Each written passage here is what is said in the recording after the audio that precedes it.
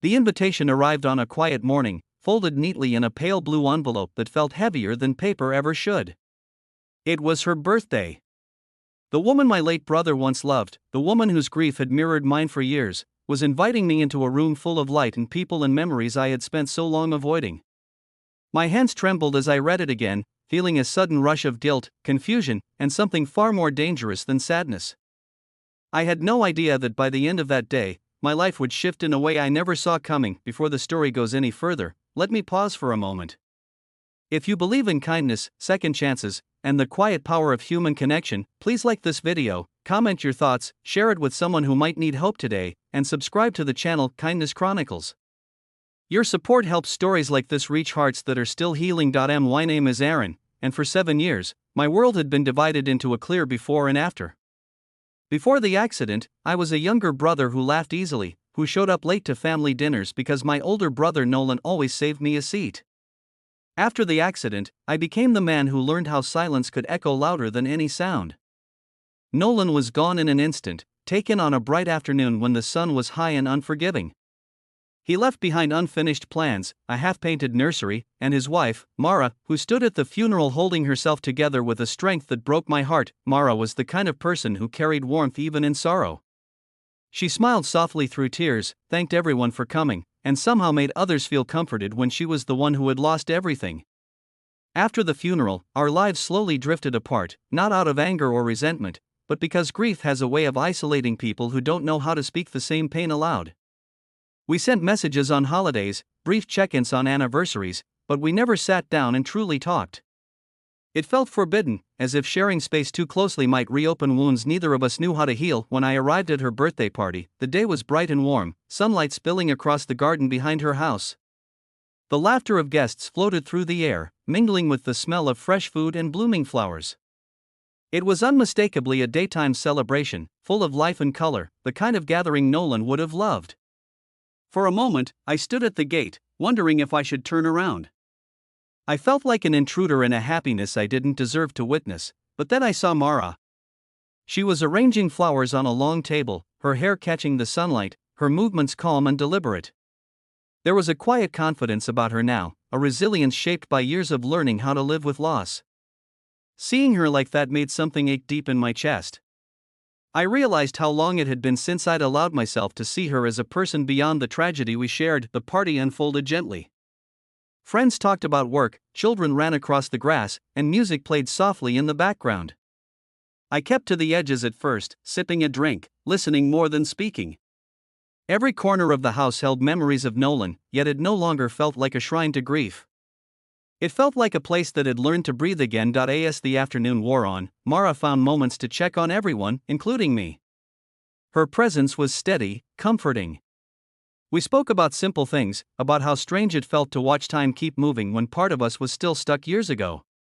There was no awkwardness, just an unspoken understanding that surprised me with its ease. What I didn't expect was the way her words lingered with me throughout the day. Not anything dramatic or obvious, just small comments about how grateful she was that I came, how it meant more to her than she could explain.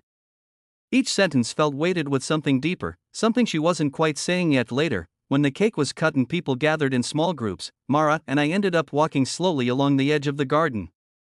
The sunlight filtered through the trees, casting soft shadows on the ground. It was peaceful, almost surreal, like the world had paused just for that moment. I could feel the gravity of everything we hadn't said pressing against the silence between us. She spoke about her journey since Nolan's passing, about the loneliness of rebuilding a life when the person who shared your dreams is suddenly gone.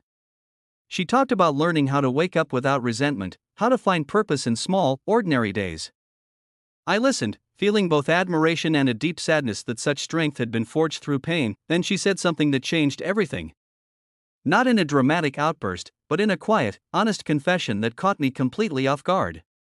She admitted that over time, her feelings toward me had grown into something she hadn't expected, something she had tried to ignore out of respect and fear. She had liked me for a long time, she said, not because I reminded her of Nolan, but because I had been there in the aftermath, steady and understanding when everything else fell apart. Her words didn't feel wrong. They felt terrifying and gentle all at once. My first instinct was guilt, sharp and overwhelming. How could I even consider this without betraying my brother's memory? But beneath that guilt was another truth I couldn't deny. I had felt something too. A quiet pull, a concern that went beyond family obligation, a warmth whenever her name appeared on my phone. The days that followed were a blur of reflection. I replayed that afternoon over and over, examining every emotion, every hesitation. I wrestled with loyalty and longing, with the fear of what others might think, and with my own uncertainty. There were nights I barely slept, haunted by the idea that happiness might be possible again, and that frightened me more than grief ever had. What ultimately changed was a realization that love doesn't replace, it expands. Caring for Mara didn't erase Nolan. It didn't diminish what he meant to either of us.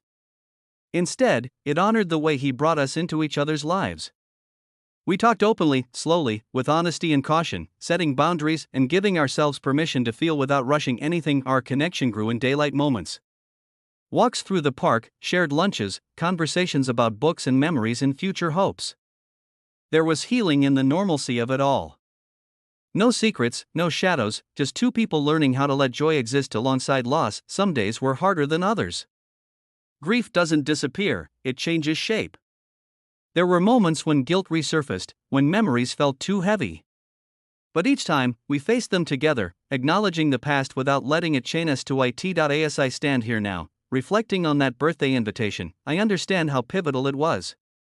It wasn't just a party. It was an opening, a reminder that life can surprise you even when you think all the chapters have already been written. It taught me that healing isn't about forgetting, but about allowing yourself to live fully again. Not if this story has touched your heart, if it has reminded you that love and kindness can grow even in the aftermath of loss, please take a moment to like this video, share it, and let us know your thoughts. Your engagement helps keep these stories alive for others who may need them today. And before this story ends, I have one special request. Please comment below with a single word that represents hope to you. It might inspire someone reading through the comments who's struggling to believe in second chances. Life doesn't ask for permission before it changes you. Sometimes it hands you an invitation wrapped in grief and dares you to open it anyway. I'm glad I did. Because on a bright, ordinary day, in a garden filled with laughter and sunlight, I learned that hearts can heal, and that love, when it's rooted in kindness and respect, can be one of the most powerful forces we have.